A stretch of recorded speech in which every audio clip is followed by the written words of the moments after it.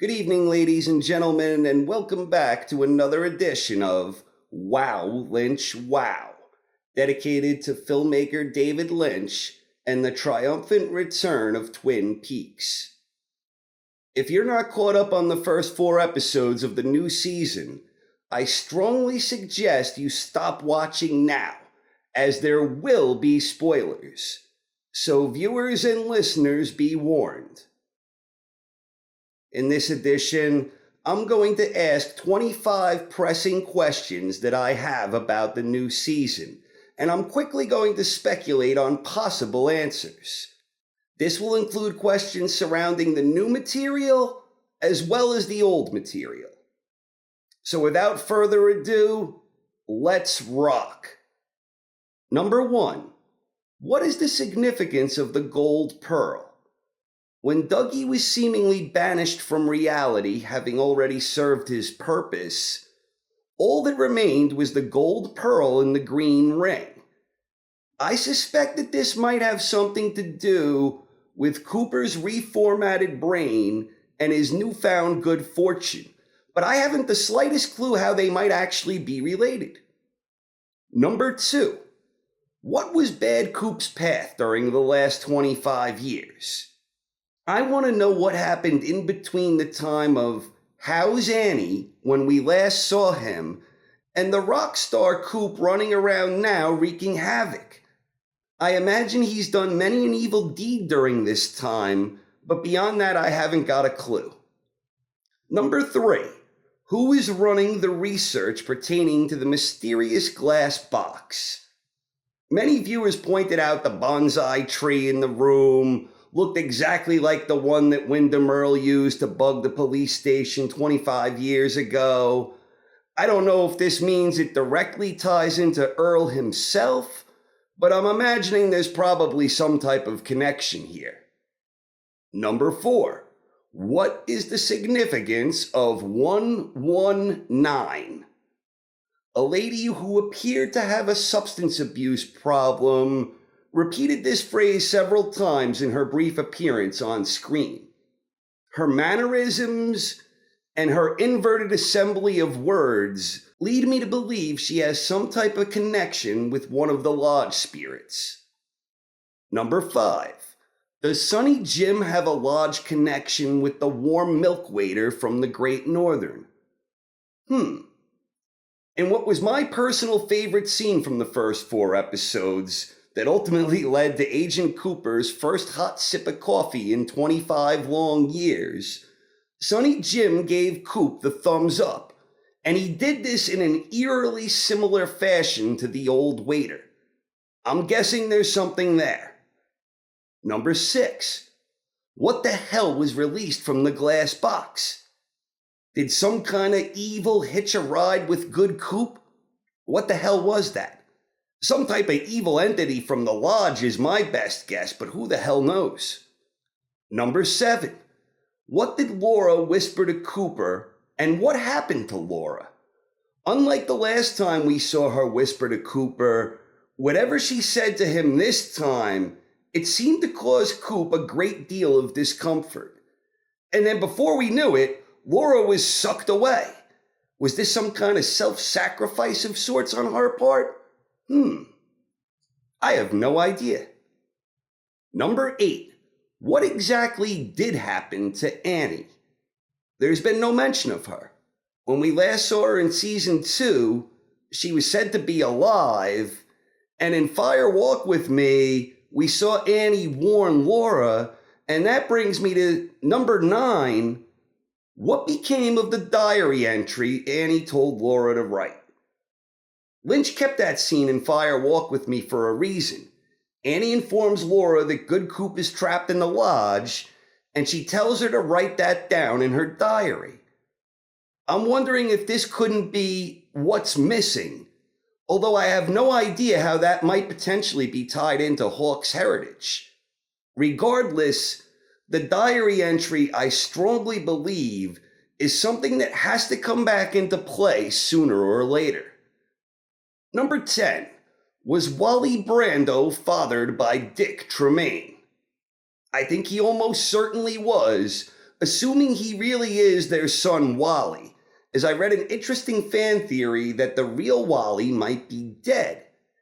But assuming it is Lucy's child, my money's on Tremaine as the father. Number 11. What's the story behind James's accident? Shelley mentioned this, and we all know that James was always cool, but her vigorous defense of James seemed a little odd to me, as I don't really recall James and Shelley having a single scene together previously.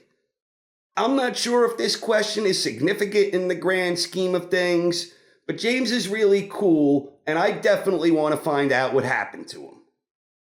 Number 12. Who is the drinking girl referenced by Albert? The most popular guess I've seen floating around is Diane, who many feel will probably be portrayed by Laura Dern if this is true. I think that's a decent theory.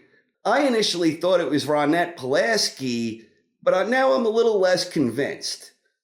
Annie, Sarah Palmer, and Audrey, those are all other popular guesses that I've seen, and it could always wind up being some new character we've never even heard of before. Number 13. What the hell is this? I mean, what the hell is that? There's some touches of Mulholland Drive here and elsewhere, with Mrs. Jones's outfit. Number 14. Who will eat the first slice of pie? I mean, who could have guessed that 4 episodes in, and nary a slice of pie to be eaten? Hell, it took Cooper 3.5 episodes before having his first sip of coffee. Call me crazy, but I have a sneaking suspicion that Wally Brando will be the culprit who gets the first bite of pie. Number 15. Whose mother is coming? And who is this mother? The actress is the same one as Ronette Pulaski, although she was credited as an American Girl, I believe. To be honest, that sequence with her and Coop and the eyeless woman, that was all vintage Lynch. And I don't think I really want to know the answer to any of these questions. Although I do suspect that the eyeless woman probably had something to do with the fact that Good Coop now has what I like to refer to as the sight. Number 16. Who is the father of Shelley's child? She mentioned a daughter named Becky, I think, and she said she was dating the wrong type of guy. The apple certainly doesn't fall far. Is it Leo? Is it Bobby? Is it James? She does know how cool he is. Maybe it's someone else entirely, but I, for one, really hope it's Leo. Number 17. Speaking of Leo, what the hell happened to Leo? I'm assuming that Leo no longer walks with the living in Twin Peaks.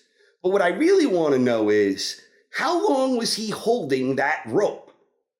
Wyndham left him there before the Miss Twin Peaks pageant even started. And the next day, Bobby tells Shelley that Leo is probably having the time of his life. And there he is, still holding that damn rope. Fate was never kind to poor Leo. Number 18. What's wrong with our beloved Lucy?